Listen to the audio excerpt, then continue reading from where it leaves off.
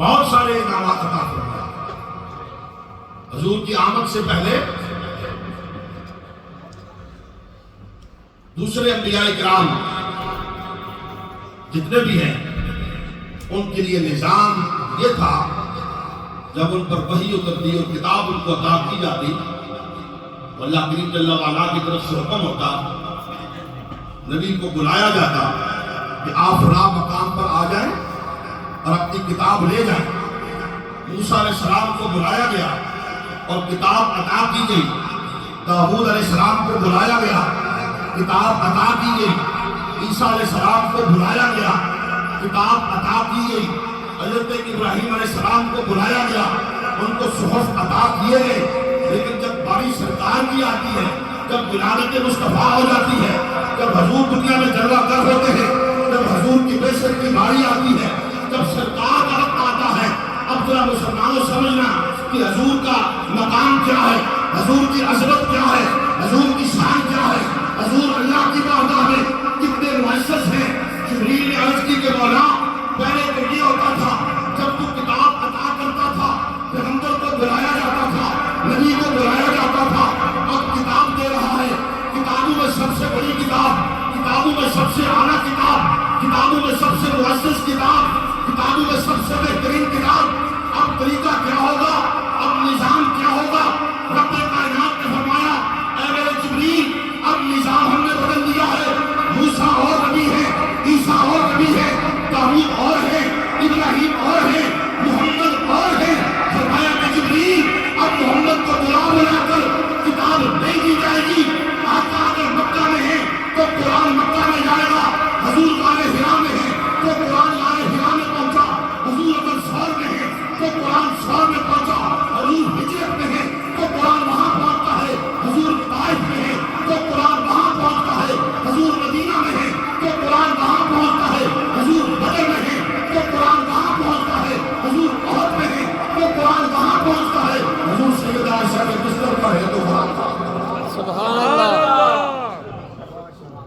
کتاب دینے کے لیے حضور کو بلایا نہیں گیا، جہاں حضور ہوتے وہاں کتاب پہنچ جاتی، اور جو کتاب مکہ میں نازل ہوئی وہ مکی ہو گئی، اور جو مدینہ میں نازل ہوئی وہ مدنی ہوئی۔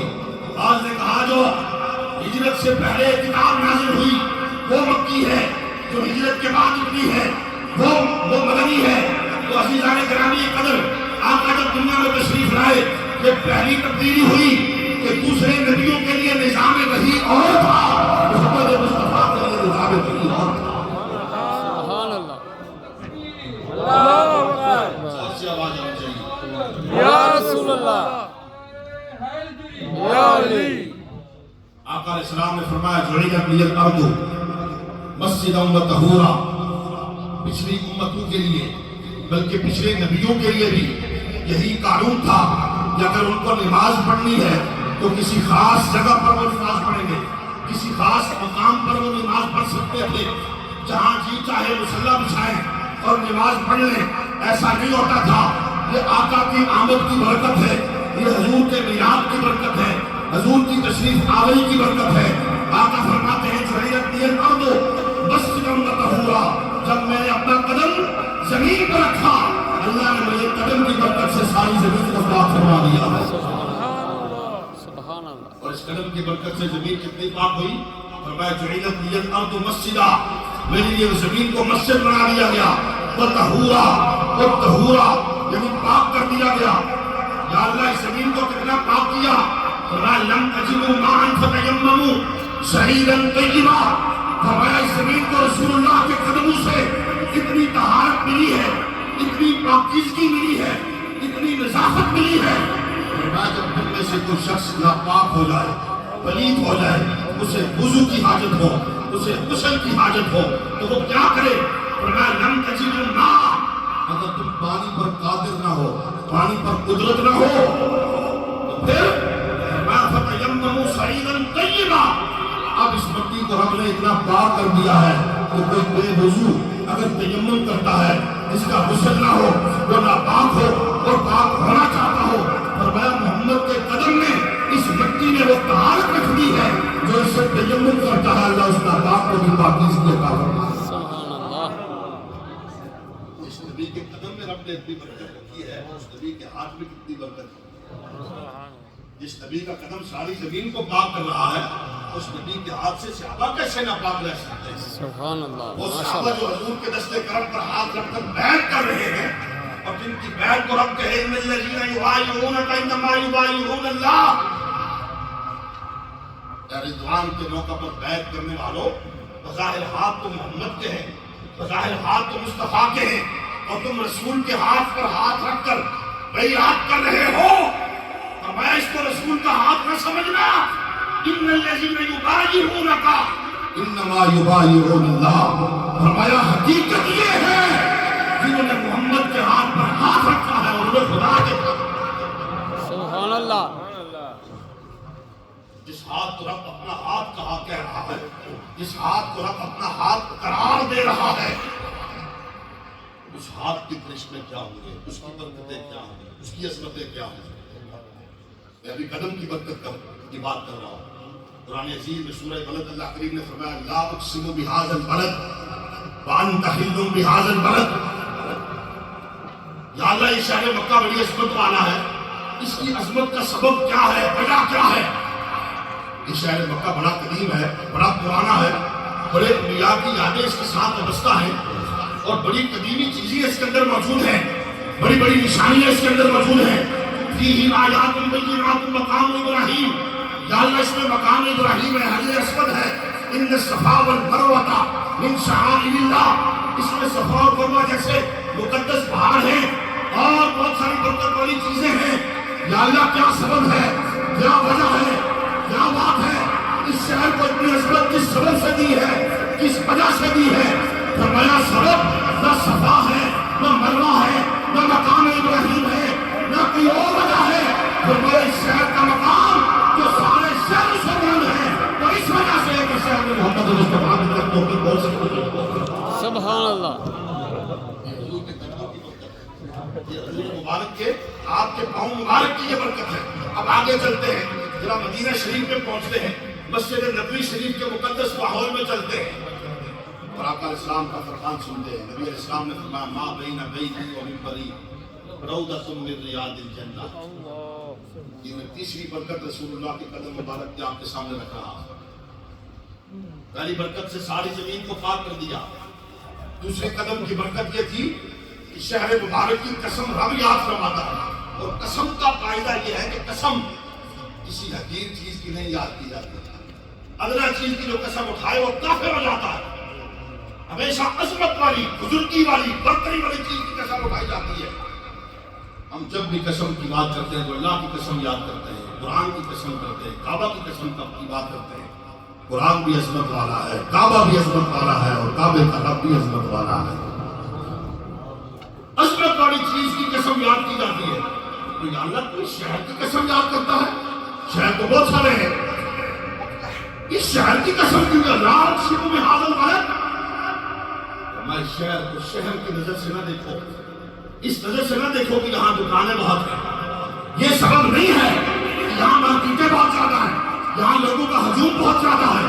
فرمایا تمہاری نظر میں شہر وہی اچھے ہوتے ہیں جن کی مارکیٹیں اچھی ہوتی ہوں, جہاں گاہک زیادہ ہو, جہاں لوگوں کا ہجوم رہتا ہو.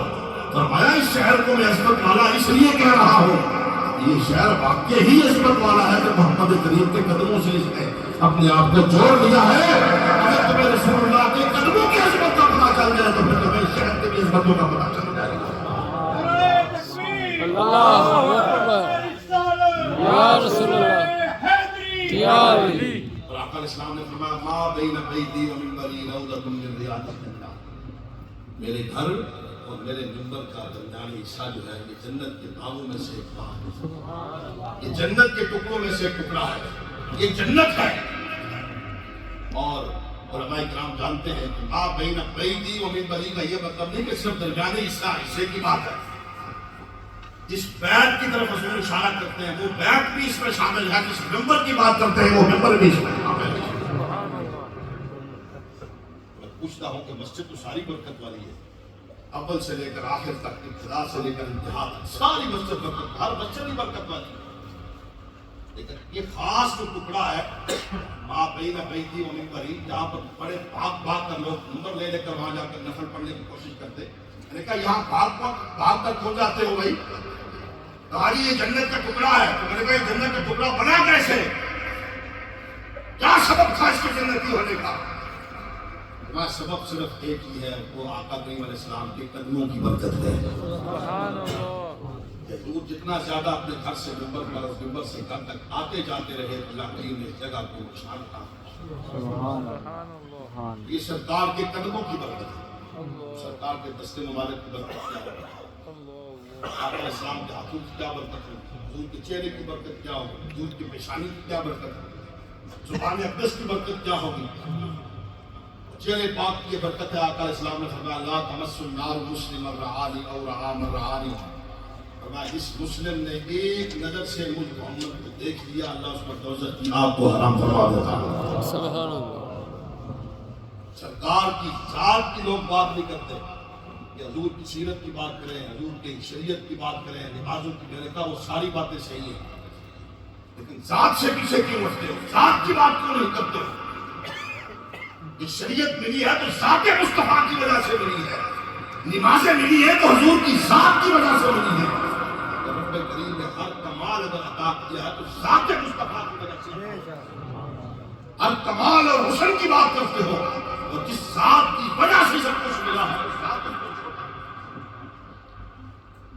اور حضور کی ذات کا تذکرہ عام تذکرہ نہیں ہے، حضور کی ذات کا بیان بھی عام بیان نہیں ہے۔ جو حضور کی ذات کو اور آپ کی صفات کو، آپ کے کمالات کو اور ذاتی محامد اور محاسن کو بیان کرتا ہے، جو سرکار کا ذاتی ذکر کرتا ہے، رب نے حضور سے وعدہ فرما دیا من ذکرک ذکرنی، جس نے محمد تیرا ذکر کیا اس نے حقیقت میں میرا ذکر کیا۔ آپ جب سرکار کی بات سنتے ہیں تو آپ یہ نہ سمجھے کہ آپ کوئی معمولی کام کر رہے ہیں، آپ اللہ کے ذکر میں مصروف ہیں۔ جس طرح اللہ اللہ کرنے سے رب کی معرفت ملتی ہے، اسی طرح مصطفیٰ مصطفیٰ کرنے سے رب کی معرفت کے دروازے کھول دیے جاتے ہیں۔ تو فرمایا جس نے میرے چہرے کی زیارت کر لی، صرف دیکھ لیا، اس کی پہلی برکت یہ ہے کہ وہ دوزخ کی آگ سے آزاد ہے، اور پھر فرمایا دوسری برکت اس کی یہ ہے جس نے مجھے دیکھا، مجھے دیکھنے کے ساتھ پتہ ہے اس کی شان کیا مل جاتی ہے۔ بس یہ آخری بات کر کے میں گفتگو سمیٹتا ہوں، جو حضور کو دیکھتا ہے، حضور کو دیکھنے سے، حضور کے چہرے کی زیارت کرنے سے، دیدار مصطفیٰ کرنے سے بندے کو مرتبہ کیا حاصل ہوتا ہے؟ جیسے آپ حج کرتے ہیں تو حاجی ہو جاتے ہیں، قرآن پاک حفظ کرتے ہیں تو حافظ ہو جاتے ہیں، قرات پڑھتے ہیں تو قاری ہو جاتے ہیں، علم پڑھتے ہیں تو عالم ہو جاتے ہیں۔ تو جو سرکار کو دیکھتا ہے اسے کیا ملتا ہے؟ اس کا رتبہ کیا ہے؟ اس کا منصب کیا ہے؟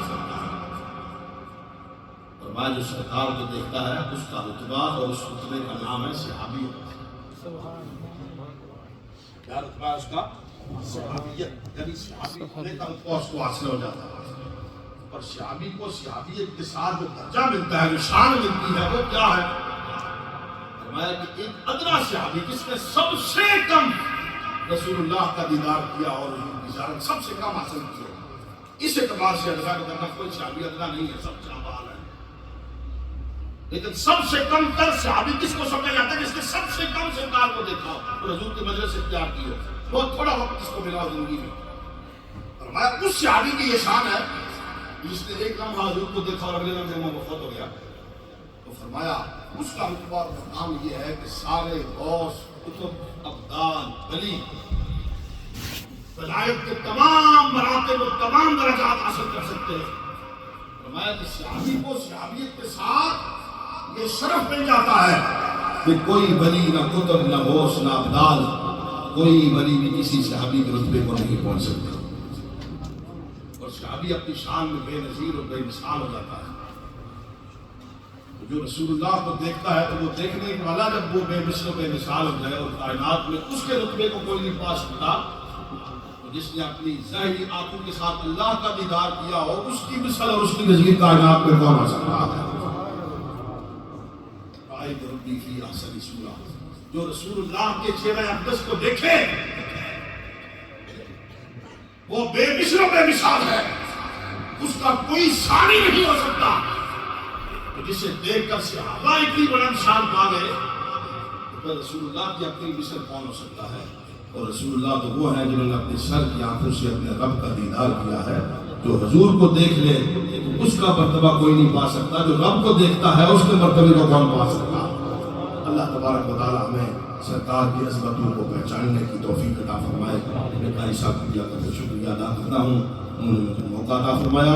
اللہ تعالیٰ جو کچھ میں نے بیان کیا آپ نے سنا، مجھے اور آپ کو عمل کی توفیق عطا فرمائے۔ آمین۔ وآخر دعوانا